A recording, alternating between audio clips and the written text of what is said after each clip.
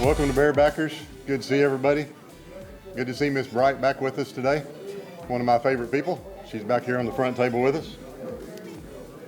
I'm not going to ask anyone if they left early at the game Saturday. I did not. I'm not going to do it, but if you did, you missed a really good comeback. I'll just leave it at that. We'll talk a little bit more about that here in a little while. We'll start with this week's schedule. Starts tonight with the Nathan Brown Show out at Walk-Ons with Justin Acree, 7 p.m. Also on the Buzz 2, which is 106.7. Monday, Tuesday, our men's golf team is playing at the Purdue Fall Invitational in West Lafayette, Indiana. Beginning tomorrow, our women's tennis team is in Kansas for the ITA Fall Regionals.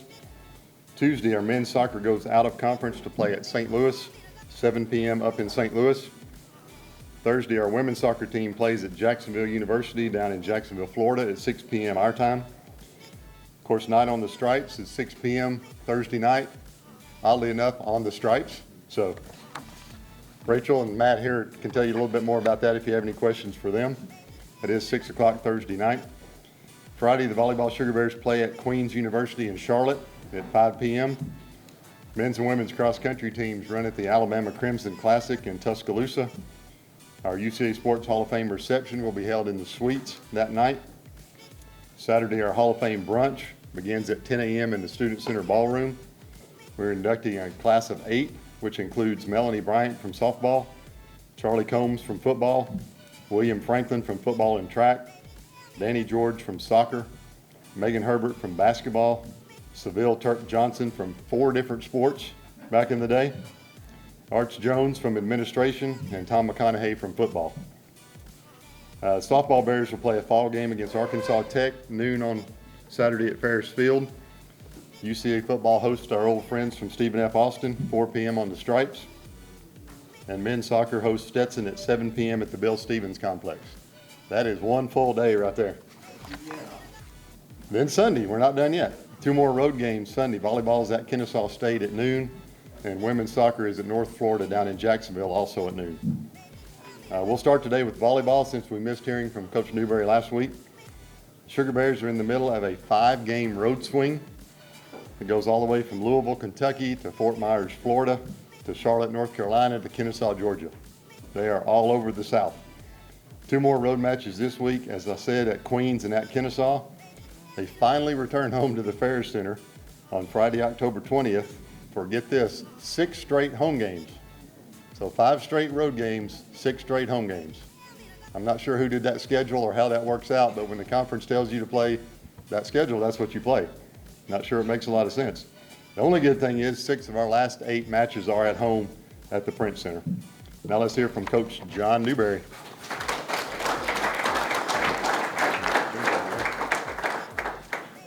Well, before we get into volleyball, so wanted to bring my son today. We took him over to the speech pathology department, do a little 3-year-old evaluation to see where he is, and haven't been in the facility in the speech path area, and we go in, it's incredible in there. They had a couple of graduate students working on their final degree to do all the evaluations. So we're sitting on the ground, and the first week they're trying to figure out how to get him to say all these certain words and everything else. And so I was like, guys, we got to change our method up.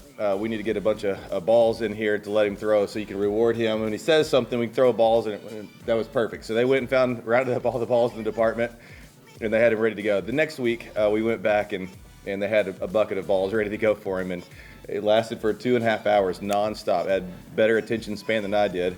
But what was really good about it, we get done, and I asked him, Kingston, like, did you think those girls were really cute today? He goes, yeah. And then he said, did you like them? He goes, they liked me. And it's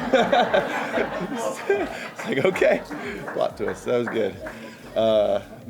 Anyways, I got to mention the Speech Path program. It's an incredible program here. It's one of the top in the nation, and they do a fantastic job there. We've got some alum that have gone through the program and are in there right now, and excited about that. But yeah, it's been a tough year. Injuries, a few things just you can't prepare for. Kind of gets to a lonely place when you go, 0 for several weeks in a row, and it's been tough. We started looking into the teams that we've been playing against, and they don't really have young teams. Every single one of the teams in our conference, all of their starters are girls that are juniors or seniors that have been there, and then the other ones that are the impact players, they're all graduate students from another school. They hit the portal hard. It's actually the opposite of what we've done because we've really enjoyed building into the lives of the girls and have a meaningful degree here at UCA. And so, you kind of lick your wounds a little bit when you've got 3 freshmen out there, but I know that the future is going to be bright, but man, it's really tough right now. Florida Gulf Coast, they were still undefeated, but they're undefeated in conference right now. They've been doing an incredible job over the last few seasons. NCAA tournament last year, 2 rounds into the NCAA tournament last year. So a lot of good experience, great coaching staff there too. But travel-wise, it was left here at UCA at 5 o'clock in the morning and finally got to Fort Myers, Florida at 6 p.m. On Friday. On Saturday, took our practice, played the game. We got back to our hotel on Saturday at 8:30 p.m. Had our pregame or our postgame meal. Got done at 9:30, and then just a few hours later, we had to leave to head to the airport at 1 o'clock in the morning. And for our 5 o'clock flight, had a 2-hour drive, and then we got home yesterday at 11:30. So it was a brutal trip, but the girls have been resilient. We've been really working really hard to kind of get these freshmen caught up, underclassmen caught up in some things, and so I'm proud of them. It's been tough, but they're doing a great job on that. So really looking for the wins to start showing up here really soon. It's getting closer. The way that we played against Florida Gulf Coast was great. Just unfortunately, we're on the bottom end of the side of it, but tight sets, and that's what we want. We just need to be on top of it. So anyways, looking forward to another road trip. I fly out to Colorado tomorrow, get back on Wednesday, and then we fly out to Charlotte to go play Queens and then Kennesaw, like we said. So big road trip this week, but we're excited and happy to do it. Excited to get these recruits in, go visit them, and show them some love as well. So anyways. All right, looking forward to this week. Congrats football as well, soccer. Oh my goodness, it was a great week. We enjoyed watching you guys on the phone or being there in person. So congratulations to you guys. Go Bears. See y'all next week.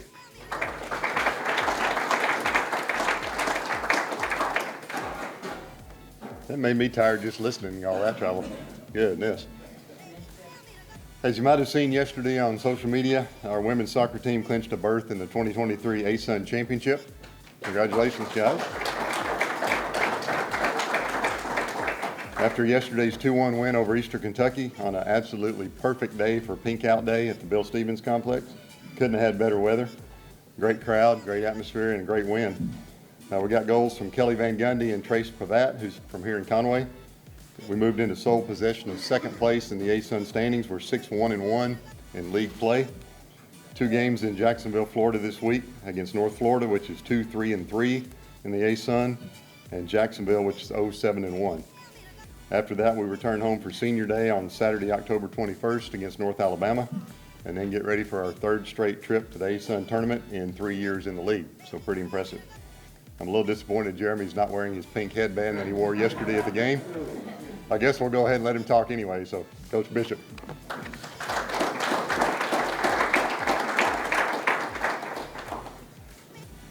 Thanks for being here. So the pink headband is 3-0 over the last 3 years of pink out games. So actually had kind of forgotten about it. Again, into the team room for our pregame meeting yesterday, and one of the girls said, "Where's the headband?" And, yeah, I'm about to put it on. So went and got it. And I apologize, Eric. Eric asked me to wear it today, and I said I would, and I completely forgot. So sorry, Eric. So great week, busy week. We had, so Thursday night, well, earlier in Thursday, we had a 25 recruit on campus, so we were doing that all day, working with them. And then the match that night, Bellarmine came into town, and they're a pretty good side, and we were able to, I think we talked about this a little bit last Monday, is unique things that they do on their restarts, especially on goal kicks, really opens the game up. And so we thought that was an opportunity for us to get after them a little bit. And so we really worked on that through the week, last week, of preparing of how we could press them in that. And sure enough, I think maybe their second goal kick, they opened it up. Kelly read it perfectly, took it off of them right in front of their box, and then finished a great scoring chance for us to put us up 1-0 just the way we drew it up. So that was great to see. And then the second goal, Megan Mowdy is a freshman this year. You've probably heard her name before. She scored some other goals. I think she had the game winner against Oral Roberts earlier in the season. But she's been playing a lot of minutes and doing well. But she scored a goal on Thursday night that was probably one of the best goals I've seen in my 12th year here at UCA. So a lot of times you'll hear the term, that was a bomb, if somebody scores from distance, or if it's a rope, then somebody might say, oh, that was a laser. Well, this was a laser bomb. It was both. Ball came bouncing out to her. She's about 22 yards from goal, and first time strikes it clean, and it was just still on its way up as it hit the side netting of the goal. Keeper had no chance, so it was an amazing goal. So that put us up 2-0, and then we were able to kind of cruise through the rest of that one, hang on for the 2-0 victory. Another shutout, which is huge, being able to keep the other team's opportunities down, and really be able to just kind of seal that one out pretty early. Then we had our official visits this weekend. So we have 10 verbal commitments for next year, and all of those girls were on campus. So they got in Friday night. Saturday, we did our academic meetings and did all of that fun stuff. And then we went over to the tailgate and had more fun there. And we went to the football game, but we did leave early. They were hungry, and we weren't scoring, Nathan. If we could have done that a little sooner, maybe we'd have hung in there. But, yeah, we were all sitting over at Stobie's and talking about one of the girls said, hey, I thought the football team was good. And I was like, they are. They'll probably come back. And they did. But we didn't see it, so that was unfortunate. That would have been really exciting to be there for. Unfortunately, we were gone. But so then pink out game yesterday. I said this in post game, and I thought it was pretty fitting of a day because I know we all did the I play for signs before the game, and we had a ton of our players that have been touched by breast cancer, and I had a sheet that had 4 names on it, so I know a lot of people that have dealt with that, and I know it's a battle, and I know it's ugly at times, and I felt like the game was that way, and I thought it was pretty fitting for us to go out and really compete and battle in a match that was tough, but then to be able to come out victorious on the other side. So I thought it was a fitting day for us to be able to do that. Opened up the scoring with Trace Pavat scored early, or I guess about midway through the first half. And then we got a penalty kick right before halftime, and so that made it 2-0. Really changed the game. I think that second goal made us pretty defensive-minded to try to hang on to the lead, and it made them really trying to go after it. So it really changed the game at halftime, but we were able to weather most of it and still give ourselves some good chances to put the game away, but we didn't put the game away. Some of those chances to get that third goal, I think, would have ended it a lot earlier than it did, was they ended up scoring with about 10 minutes to go, so then we had to just kind of hang on there at the end. But the result was the result, and so now we're heading down to Florida, fly out Wednesday morning. We'll be back Sunday night, 2 matches there. One of my favorite trips to go down and play these 2 schools because they're in the same town. I think they're like 9 miles from each other, so it's really great. We get to stay in the same hotel the whole time. We don't have to travel in between the Thursday-Sunday match.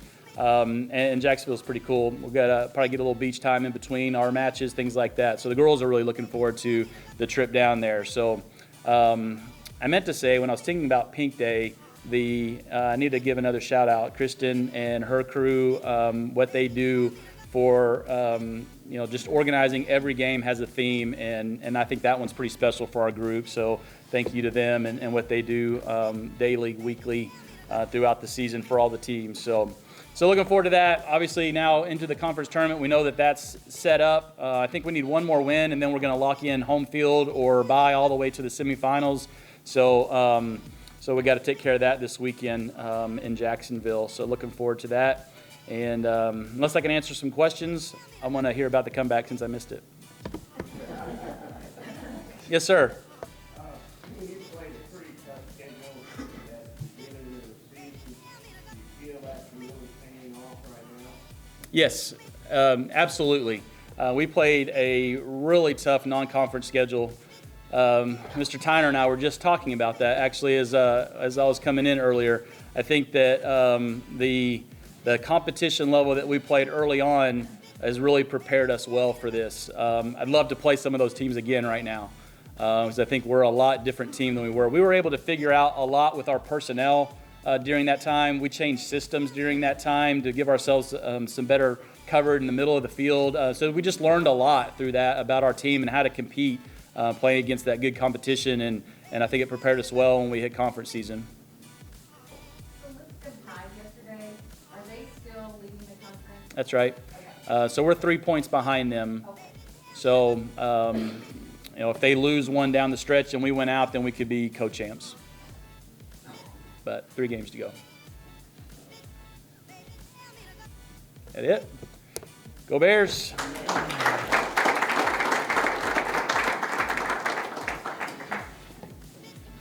Our men's soccer team lost a tough one at Jacksonville on Saturday, 3-2. We fell behind 2-0 early in the second half and scored twice to make it a game. Jacksonville, by the way, has not lost at home yet this year. Our sophomore, Pietro Fontana from Italy, is currently second in the A-Sun in goals and points. Points in soccer come from a combination of goals and assists. Goals count 2, assists count 1. He has 8 goals, 1 assist, so he's got 17 points. He's second in the league in that also.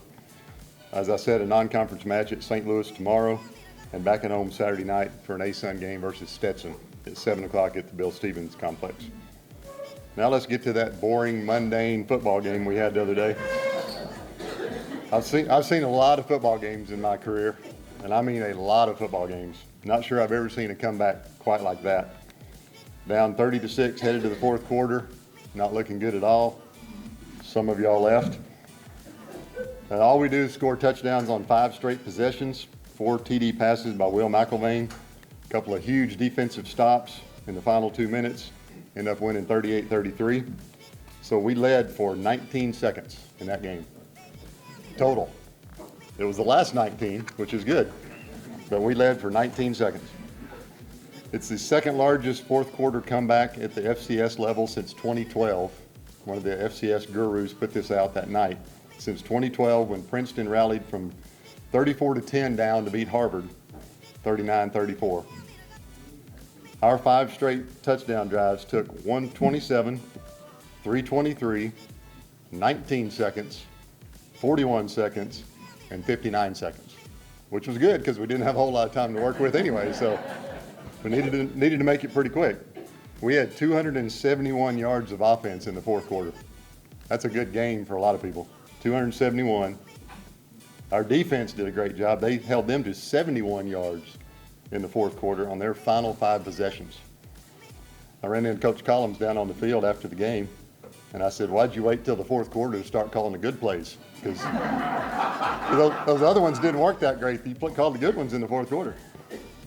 Overshadowed, again, the defense was overshadowed by the offense. SEMO's last 5 drives were a punt, field goal, punt, and interception at the very end. So defense dominated the fourth quarter as well.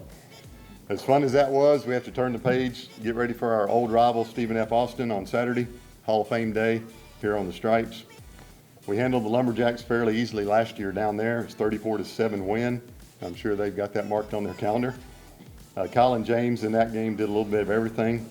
Ran for 155 yards on 10 carries, pretty good average. Caught 4 passes for 88 yards and 2 touchdowns. Did a little bit of everything.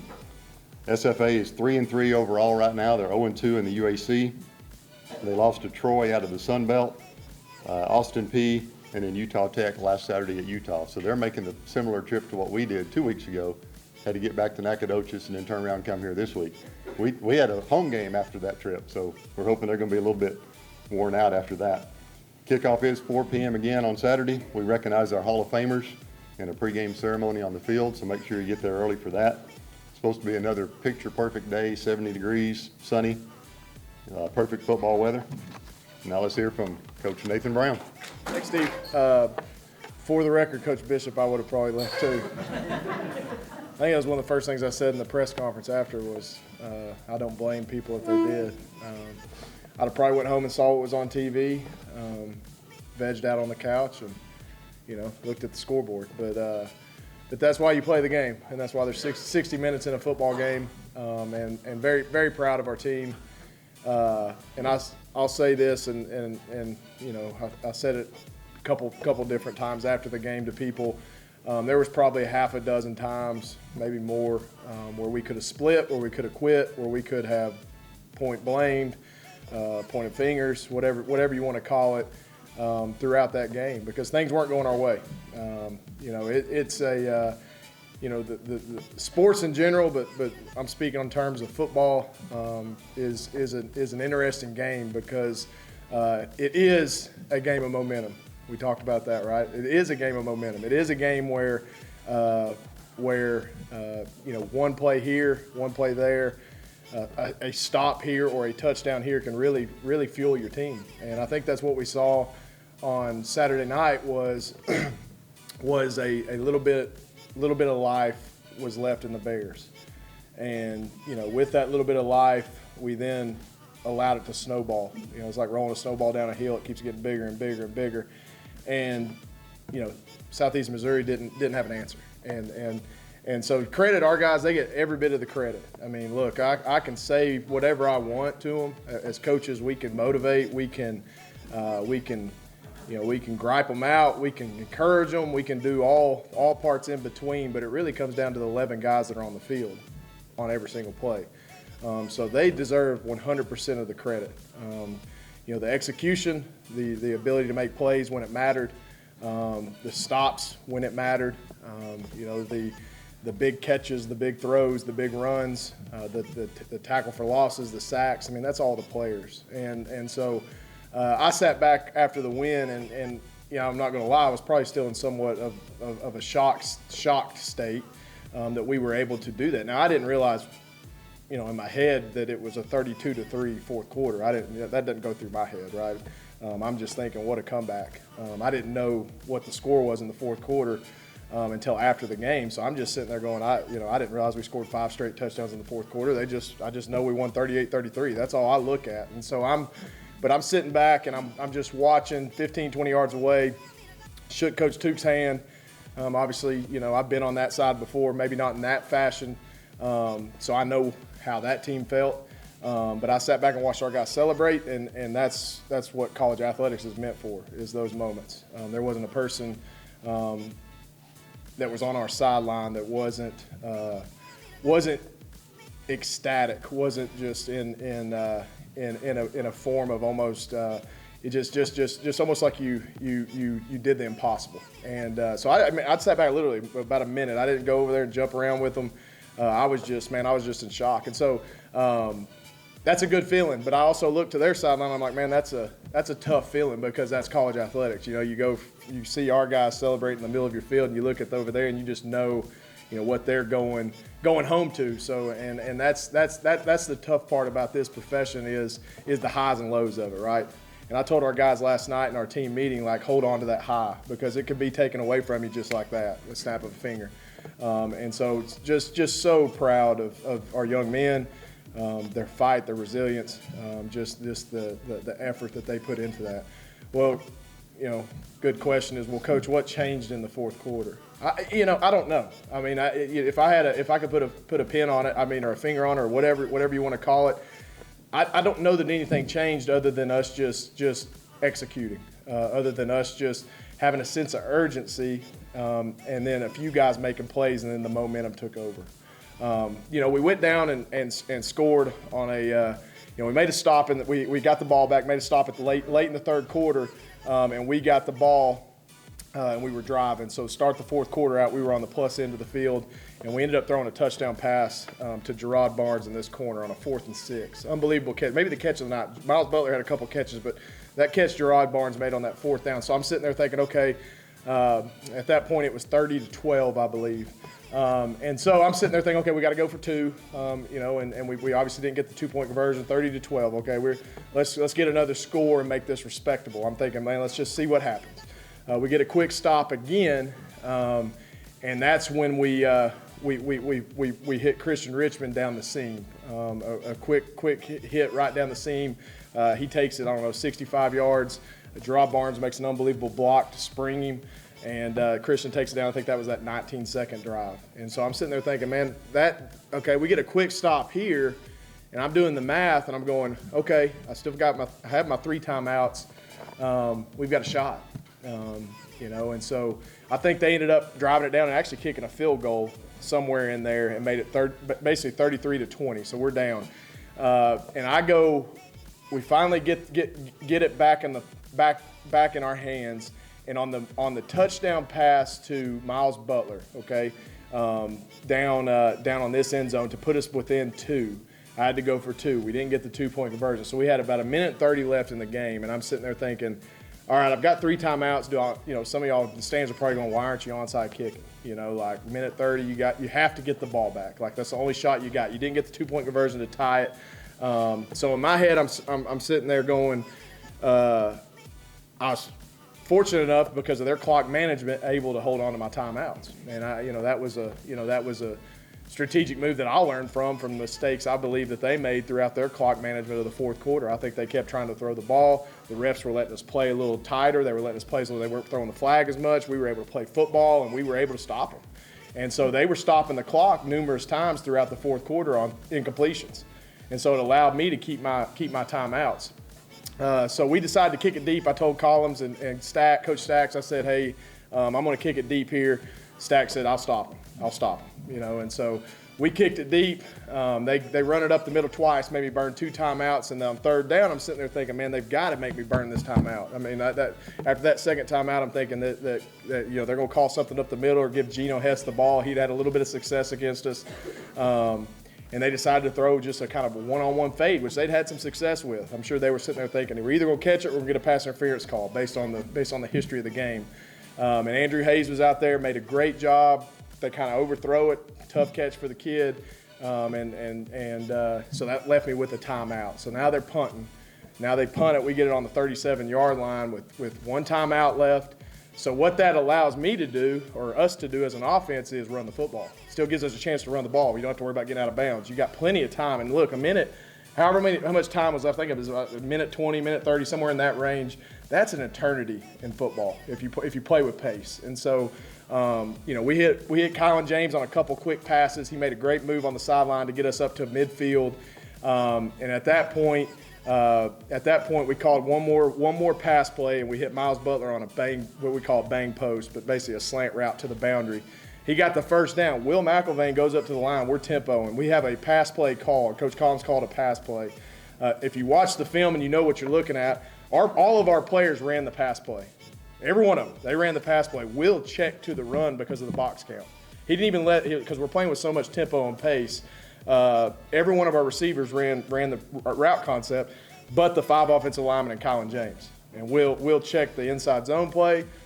Kylan goes for about 25, and that basically at that point it's sitting there going, okay, we got a timeout. Let's protect this. We need a field goal to win. Well, I didn't really want a chance of field goal. I mean, you just never want to put it in your kicker's hand if you could avoid it. And we got it down there. We ran another quick play. Anyways, we got them on a offside, so we had a free play. So we clapped. They jumped off sides. They were bringing a blitz. We throw the inside fade to Miles Butler, and they grab him and all that. We get the pass interference in the end zone. Well, you get a pass interference in the end zone, the ball goes to the 4. They gave us 15 yards. It got to the 4-yard line. So at that point, I still have my timeout, and I think there's 19 seconds left. And we run. We're thinking, let's get them to jump off sides again. So we clap. They don't jump, and we call the play, and then we end up getting a false start and backing us up 5 yards. So okay, we're still in good shape. We're on the 9-yard line now. We'll call the same exact play we had called the play before. They were in the same exact defense. We run an outside zone play, and they had no second-level players. They were what we call zero coverage. So they were man across, and the other 7 guys are mugged up in the line of scrimmage. So if you can just break that first line, there's nobody behind you because the other guys are man coverage. We're running those guys off. Colin does a great job getting into the B gap. Right tackle does a good job washing his guy out. Guy gets on the side of Colin. You're not going to tackle Colin on his hip. We've seen that for 3 years now, and he just strolls into the end zone. And so that allowed me to still keep my 1 timeout, which the game's not over. We kicked the field goal, and now we don't want to kick it to 14. He's a dangerous returner. And so we pooch it to their up tight end. He gets about 10, 15 yards. And I still have that timeout in my back pocket. They run a play or two. Anyways, we get ourselves set up. I see what kind of formation they're going to go for that last play. I'm standing by stacks. I coached the ref. I said, let's get it lined up how we want. Call timeout. We overloaded their trip side, and obviously T-Bird finished the game with the interception. So, that's the recap, Jeremy. Thank you.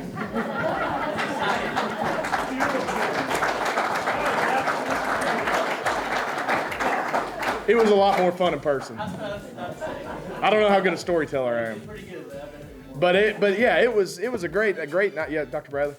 Yeah, you're not taking enough credit. That was the best time management that I've seen in a long time. I appreciate it. And the coaching time management was just as important as what players had. Well, and I'll tell you this: the series before the final defensive series, not the final play, but the series where we got them to stop 3 and out, we had a chance to get the ball back. They had the ball with about 3 minutes left, and the time was ticking. And I actually had a couple coaches go, "Hey, coach, you want to use your timeouts here?" And I said, "No, we can't. We're down 2 scores. I can't use them right here because I've got to have them on the next series, right?" So and I was talking to Paul before this, and it's almost like that fourth quarter, you just about had to have perfection. And you don't say that very often, but like the management of time, the plays that were made, the misplays they made, whatever you want to call it, it just about had to go perfect to win a quarter 32-3. And so obviously a blessing to be on this side of it. Against a good football team, and SEMO's a 1-4 football team, so you can say, yeah, their record, they're not a good football team right now, but they're as talented a team as we've got left on our schedule. I mean, that quarterback, those 2 receivers and running back, I mean, that 4-man combination right there, they're pretty darn good. And I think they're a total of like 56 seconds from being a 4-1 football team. I mean, they lost late to Southern Illinois last minute. They lost late to EKU last minute, and they lost to us late last minute. I mean, very good football team. They just haven't finished the deal. So, and that was another thing we talked about throughout the fourth quarter was, hey, they've done this before. They've given up the lead before. Maybe not to that extreme, obviously, but they've given up fourth quarter close games. So we felt like if we just kept chopping, we'd have a chance. And that's what I was so pleased to our guys. And I don't think they really realized the historical, magnitude of what that was. I talked to them last night a little bit about that, but it was historical. It was something special to be a part of. I've been a part of a lot of fourth quarter comebacks. I said it in the presser after the 2019 Southland Conference Championship team we coached out here had 5 fourth quarter comebacks. I mean, I've been a part of plenty, but none in that fashion. I mean, that was something special. And the difference between the Southern Utah game and this game, both close games. Southern Utah game, we held a lead. We had to hold the lead. It's totally opposite. We had a big lead. We had all that lightning delay, all this stuff, and we had to find a way to hold on. Whereas this one, we're trying to dig out. And so we've won 2 games in the last 2 weeks of close games in different ways of getting it done. So if that doesn't bode well for us moving forward, I don't know what does. But we're sitting in a 4-2, 2-0 in the conference right now. We're in a great spot. We feel like we've got a really good football team. We're not by any means there yet. We still got a long way to go. I do want to make a special shout out to some of those guys that made some big time plays in the fourth quarter. Those 3 receivers, Miles Butler, Christian Richmond, Gerard Barnes. Those guys were playing out of their mind. Will McIlvain, just so much poise. He could have. I've been in the quarterback position. You got to have poise to do what he did. In the fourth quarter. I thought Cam Robinson made some huge plays throughout the game. He continues to grow. Kylan James, he stepped up when it mattered most. And then defensively, David Walker played at a high level. I thought our secondary in the second half really was allowed to do what they do well. And that was good to see. Jake Golday had a big night. T-Bird obviously sealing the deal. So many good plays, but one thing I want to mention is Zach Kokenauer. Okay, redshirt freshman, had to start at left tackle. BK Collier was out. Our starting right tackle because of a death in the family. So he didn't play on Saturday. He was with his family. And so what we had to do is we had to move our starting left tackle, Justin Larry, to the right side because he's comfortable playing both. And Zach, his tackles are weird. He's comfortable on the left side. So we've got a redshirt freshman blocking for Will's blind side the whole night. And he did a phenomenal job. William Mayo came in and stepped up as well. But man, Coach Boykin does a great job with our offensive line every week. It's patchwork at this point for all programs. Man, just proud of the way those guys played and gave us a chance to win the game when it mattered. Shifting our focus to this week, again, victories like that are obviously awesome in the moment, but they're very short-lived in this profession. So you got to turn the page quick. We enjoyed it Saturday night, but we got up here Sunday morning and we got to work on Stephen F. Austin. Obviously, we know the talent Stephen F. Austin has. They've had kind of an up and down season, sitting at 3-3. Had a tough loss at Utah Tech Saturday night, they probably, I'm just estimating. I don't know this as fact. I would bet that they probably didn't get back to Nacogdoches till probably 7, 8, 9 o'clock in the morning the next day, because I was watching their game finish and it was 11:45 our time. Them coming back into the Central Time Zone, I'm sure, they had to drive to the airport. They had to get everything loaded. They had to do all the stuff you have to do. I mean, that's tough. And so I think they're, again, like Steve said, they're dealing a little bit with what we dealt with last week leading up to this game. That can be a hangover now. You go to Utah out west like that and play a tough environment, tough place, all the elements of a trip, and you have to bring your whole party back and then play. That's difficult, and that's what I think. I don't want to attribute that to a sour first half, but it couldn't have helped. We found a way for that game not to beat us the next week. Well, we're trying to do the opposite of that for Stephen F. Austin. We need that game to help us beat them this week. We've got to do a good job of holding serve at home like we've done 3 times already this year. So tough trip for them, obviously getting a conference loss, but I know how they're coached by Coach Carthel. They'll be one of the most well-coached teams in our league. They'll have some of the best looking length in our league, very talented program. Very strong, big quarterback, transfer from University of Tennessee. He'll be about 6'5", 225, good-looking kid. He'll look the part. Defensively, they got a new defensive coordinator this year. He came from Tulane University, which we know how good Tulane is right now. He's doing a good job with an attacking style defense. He's changed up some of how they do things. They've been a 4-man front for years. They kind of went to more of an odd 3-man front this year. So there'll be some things we got to prepare for that we're not used to, but all I know is that Coach Carthel does a great job every year getting that program ready to go. So we're going to have to be prepared. Again, we expect look, and those people that stayed Saturday night, that crowd was amazing. It was something that our guys fed off of. We want to have the same thing this week. That's a big deal. It's a big deal. Beautiful day supposed to happen this weekend against a team in the United Athletic Conference. I know, the way the schedule falls, it's not a conference game, but we're going to count it as a conference game in our books. We're going to treat it that way. Just have to. We can't. Our guys are excited about playing for bragging rights against a great program that we feel like every year, year in and year out, is a rival top team for our program. So looking forward to the challenge. You can't like I said, the trip, don't let it beat you the next week. The same thing off a win like last week. Don't let a win hang over to the next week. So we've got to get out here and get to work this week. With that being said, any questions? Yes, ma'am. Your fans get so caught up in stuff. Mm-hmm. And I wonder, I know the team is so focused. Yeah. Do things like their third quarter bank party. Yeah. Does that affect our ability? No, that was, I noticed it. I don't know how many of our players did, but for those of y'all that didn't see it, everybody's got different quirks, things that get them going. I think their coaching staff was probably searching. Like, our fourth quarters haven't been very good. So let's bring a speaker out here. Let's have them basically, for lack of a better term, a mosh pit on the 50-yard line and let our guys get going. And maybe it did trigger something with our players. I don't know. I didn't mention it. I was too locked into being like, okay, let's go finish this drive so we can get something going. But, yeah, that's interesting. That was interesting. I also noticed that at halftime they were doing a lot of endo drills. They got their guys out early, and they were doing some tackling circuit stuff. That was interesting. That's stuff I put in the back of my mind just mentally that I was seeing them do that, obviously it didn't work out for them, but stuff that, they were searching because they were trying to find a way to finish a game. And so I think it goes noticed. I do. I think players notice more than, of course. Our guys aren't learning anything new. As from a player's perspective, how hard is that? I think it's tough. For us, even in my time as being a head coach, Coach Stacks is my 4th defensive coordinator.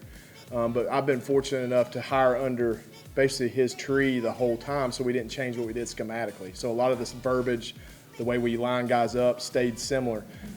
It's difficult because you're going from a Coach Cawthon coach team who went to Utah State, from SFA, who was a 4-man front team, ran a lot of quarters, stuff like rolled to cover 3 to an odd front. I mean, guys are changing positions, especially those edge guys. Those defensive ends are turning more into outside linebackers now, so it can be difficult. And then just you're right, the transfer portal. I mean, do you have a close connection with that coach, right?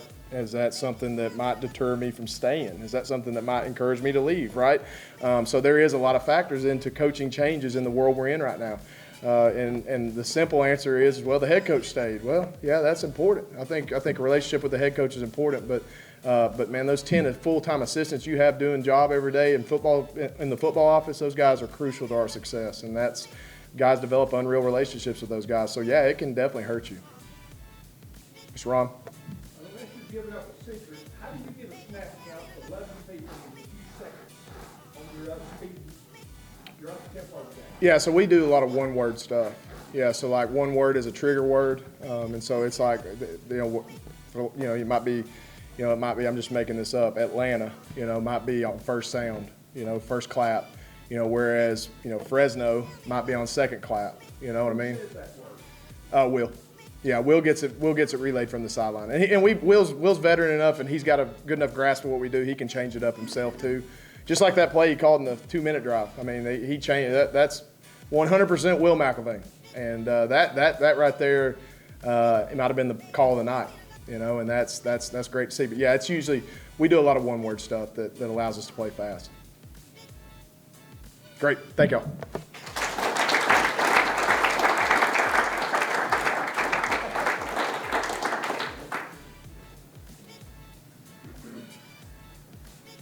Hello. How we doing? Susan, we knew we were going to win the whole time, didn't we? We sat together in the fourth quarter. We never doubted, right? Never run our hands or anything? No. That was fun. That was a lot of fun. A little stressful, but a lot of fun, for sure. Hey, this is a great week for us. I mean, we have a lot going on this week, and certainly looking forward to Saturday. Hall of Fame weekend is just a big weekend for this department, and it's really a joyous occasion, and we love it when our greats come back to our campus. But let's don't forget Thursday night, we have Night on the Stripes, and that is huge for our department in terms of outreach and fundraising, and it's just a lot of fun. So if you don't know about Night on the Stripes, I wish you'd get involved in that, and it's really a good time. Obviously, it's on the football field. It's this Thursday night. We've got a band. It's a program. Coach Brown speaks. We raise a lot of money for our student athletes. So really good time. Talk to Matt Whiting. Rachel Haberman as well is here. If you have any questions about it, we'd love for you to come out. We can sell you one ticket. We can sell you a table. We can give you a full sponsorship, whatever you might need. So it's going well. Other than that, I mean, as you understand, all the fall sports are rolling and doing well, and excited about the excitement of the fall, and certainly excited about the weather we have now. What have I neglected to mention? Jesse, are you here? Yeah, okay, good. Jesse is in charge of our Hall of Fame weekend, so appreciate all of your work on that. And, of course, Matt and Rachel, thank you for Night on the Stripes. What else? Okay. Go Bears. Have a great week. Go Bears. Go Sugar Bears. Bear claws up.